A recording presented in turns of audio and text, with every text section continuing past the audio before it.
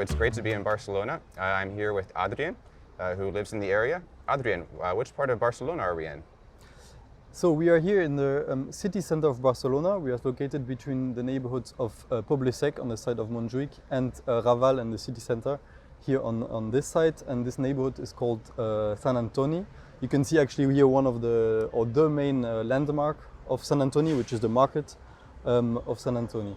And what is interesting here is that we are located between two neighborhoods which are very old, but this area specifically has been built in a perpendicular grid, similar to the example.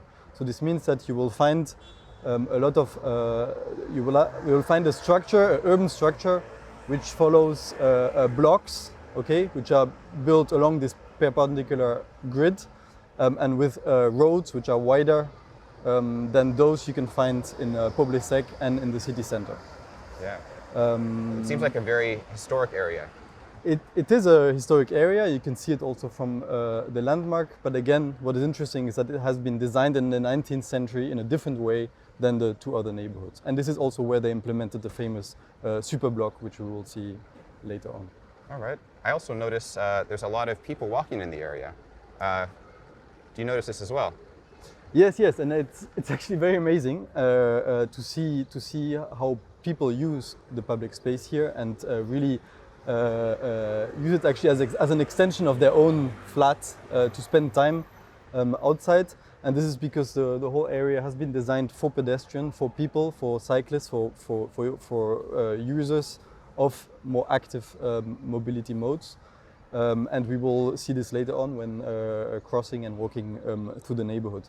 Here's a good example already. As you can see, the whole area around the market has been designed in a kind of massive public square with a lot of trees, very different types of trees, a lot of shadows, lots of terraces, and yes. So this is a great case for the students of the short course to see more human-scaled area. So this will be great. We will show them around a bit and show them some examples of UX principles in practice. Okay, so the super block, which I mentioned earlier, starts here. So what is a super block? It's a number of blocks. I think it's 3 blocks this direction and 3 blocks this direction, which have been where mobility or where traffic has been reduced by implementing a number of measures, including closing the streets to car traffic, slowing down car traffic, creating public spaces for the people living there, so including areas to sit, to play chess, for children to play, terraces, etc. And they did it with very low budget. Okay, so you will see that the infrastructure there is may look a bit cheap, but it really transformed the whole neighborhood into a people-friendly area.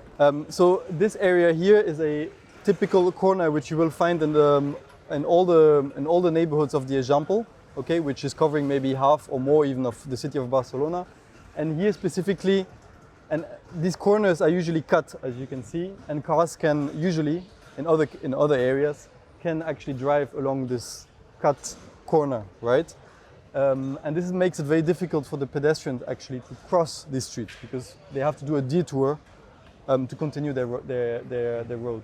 And in this area, you see that they have used this area, they have closed it to car traffic, and they've used this area to give it back to pedestrians and citizens, basically. Yeah, I think that's a really good point, that the urban design changes they've implemented here have made it much more accessible, which is one user experience principle. You can see it's much easier to cross the street now. There's only one lane of traffic, and it's a slower lane of traffic. The whole street here on the right side has been freed from car parking and given back to local residents as in the shape of a public space with chairs, benches, and greenery. Yeah, and it also is quite forgiving. So people are able to sit, people are able to walk around. If someone was cycling here or walking in the street, they're able to do what they need to do, and yeah, there's no fatal consequences.